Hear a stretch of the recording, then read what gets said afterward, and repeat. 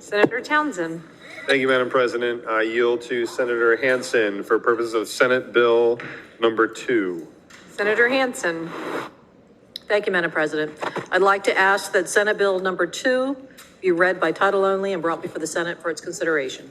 Mr. Reading Clerk, kindly read in title only, Senate Bill number 2. And a reminder to individuals, this is a 3/5 vote. Senate Bill number 2, sponsored by Senator Hansen, Representative Bombach, Bush, Heffernan, Lambert, and others. An act to amend Titles 6, 26, 29 of the Delaware Code relating to community-owned energy generating facilities and renewable energy. Madam President, that concludes the reading of Senate Bill number 2 by title only. Senate Bill number 2 before the Senate, Senator Hansen, and we'll have a brief change in presiding officer for a moment. Thank you, Madam President. Last January, we passed Senate Bill 33 to increase the amount of renewable energy in our state's renewable energy portfolio.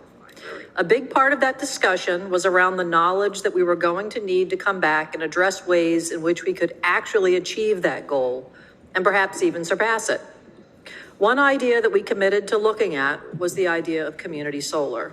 Community solar refers to a solar energy generating system that is bigger than a rooftop installation, but not as big as a commercial scale system where you may see hundreds of panels covering many acres. It's meant to serve a smaller community of homes or buildings, perhaps about 800 to 1,000, and once in place, serves to lower the cost of energy for the subscribers of that system. We currently allow for the development of community solar systems called community-owned generating facilities in our code. But our current law is ineffective, and that's a problem. Only 2 very small systems have been built within the entire Delmarva territory in Delaware.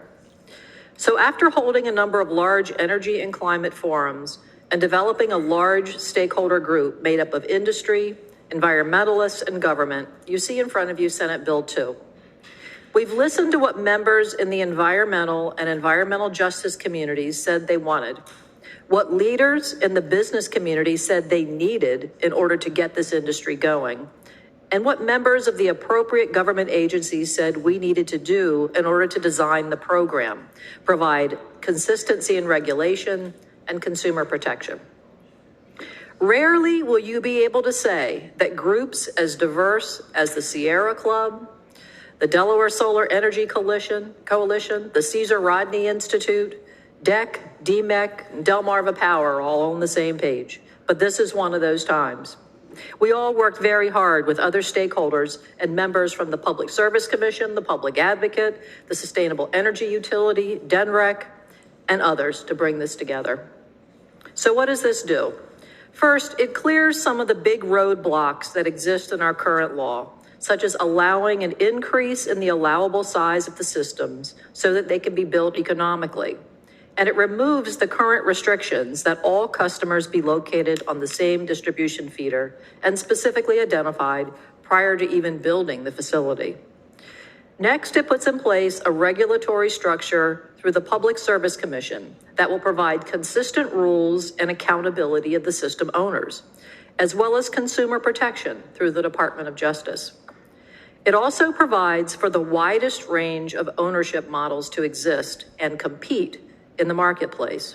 So for instance, a church or other nonprofit could be the owner of the facility, or a government could be the owner, or a private solar developer, or just a group of neighbors.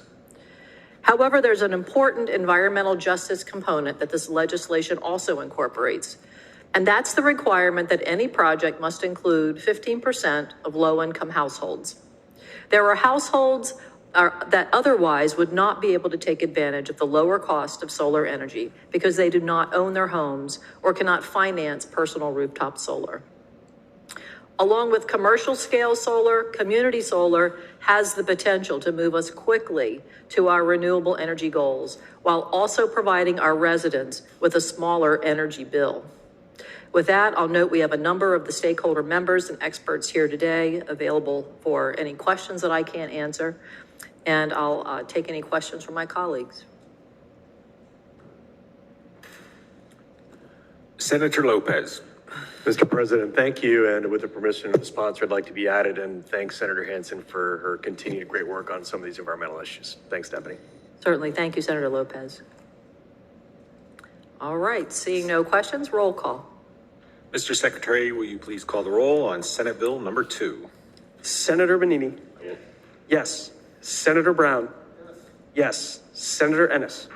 Yes. Senator Gay. Yes. Senator Hansen. Yes. Yes. Senator Hawker. Yes. Senator Lawson. Yes. Senator Lockman. Yes. Senator Lopez. Yes. Senator Manzavinos. Yes. Senator McBride. Yes. Yes. Senator Pardee. Yes. Senator Pettyjohn. Yes. Senator Pinckney. Yes. Yes. Senator Poor. Yes. Senator Richardson. Yes.